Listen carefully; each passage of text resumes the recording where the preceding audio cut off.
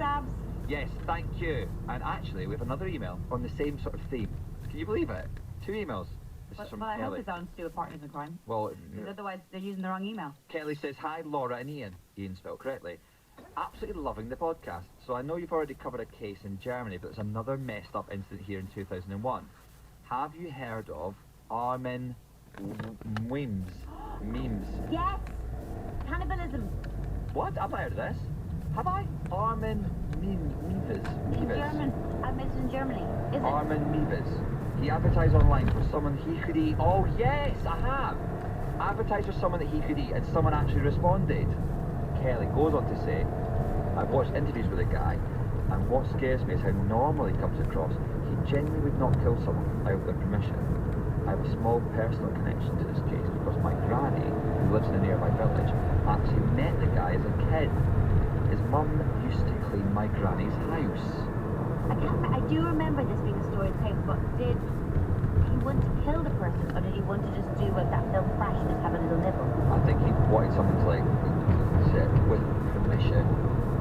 I don't know this case that well. I think he wanted permission to kill them and then eat them, is what I think. I don't think getting permission makes it legal. Well, thanks Kelly and Abs, either way. Those truly, horrible cases. Living Legends, if you want to write in, you can email us at partnersofcrime@spotify.com.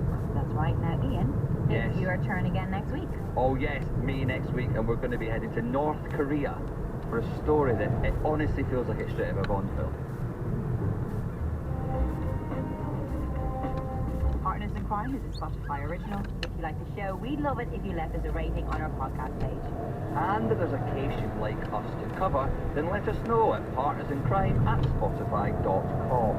The key sources for this episode were articles from The The Guardian. United Nations classify it as a weapon of mass destruction. It causes a person's muscles to clench uncontrollably, meaning the victim's throat will contract and they will unable to breathe. Jesus Christ. Yeah, it's not ideal. Just a single drop of VX can kill you in a matter of minutes. So who the hell were those women that put on him? Let's find out. When news broke about Kim Jong-nam's murder, people all around the world had one question. Who were these 2 girls? That's what my question is. Okay, so let me tell you some more. One is an Indonesian woman named Siti Aisha, and the other is a Vietnamese woman named Doan Chi Hun.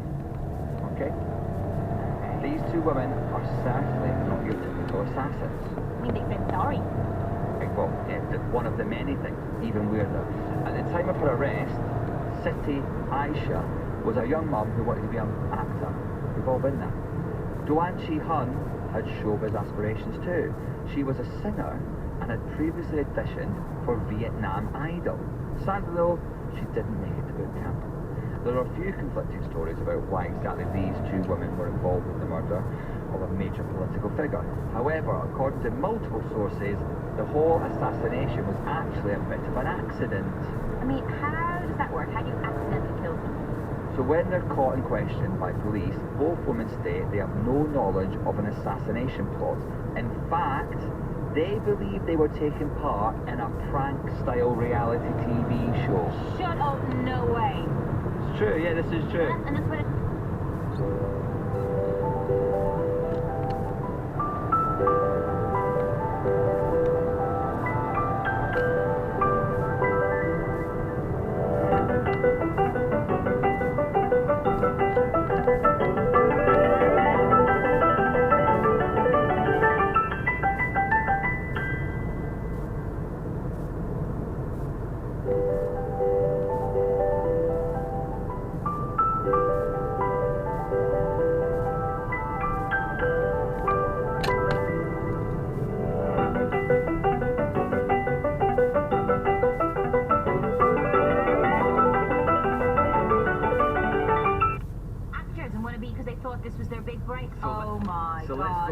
Let's go back. So, listen, in January 2017, Siti Aisha left conversation with the Indonesian embassy and the agreement had been made.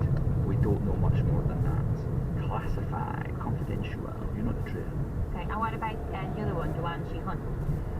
Good news and bad news on that front. While her embassy didn't negotiate her freedom, her lawyer managed to get her a lesser charge, causing injury. So Doan Chi Hun pled guilty to this charge. Yeah. and was sentenced to 3 years and 4 months in jail. By that time, she'd already served her time. She was released in May. I mean, that's pretty good.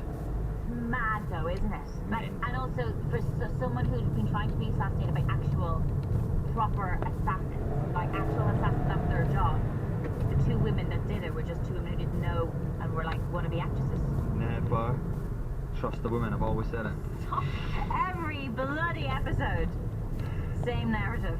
To this day, we still don't have a full picture on exactly who was behind Kim Jong-nam's murder.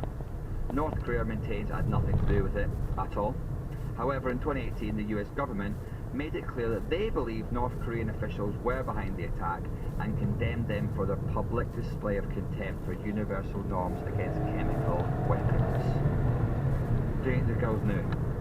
I don't think they fully knew. I don't think they knew. No, I don't think they knew. What about the fact they rushed straight to the toilet and washed their hands and didn't get any of the We don't chemicals know in their those mouth? full details. I just don't understand how they didn't injure themselves, because that stuff would burn quite quickly into their hands. But also, if you'd oil it over your hands, you would wash your hands. But to then not touch your face or nothing. They must have known it was something more than just baby oil, that it was something in it. They probably didn't know they were going to kill him, but they must have known it was something you don't want on your skin. Yeah. Like maybe a dye. They probably thought it was like a dye or something, do you know? Fair Something to dye your enough. face. No, you know what, you took me around. Right, see, took me around. that's what I do all the time. Shall we have a look at a couple of emails before we go? Go on. We've got one from Wayne. Hello, Wayne. Hello, Wayne. Thank you. Hi, Ian and Laura. Do you know what? I never get my name first, and I'll take it. Big fan, love your podcast, thank you. Your combination of murder facts, humour and discussing differences between Irish, Scottish and other nations is great. I didn't know that's what we did. They used to do all these things like... What's the differences between Scottish and Irish culture we've discussed? Nothing. But you know what messages is?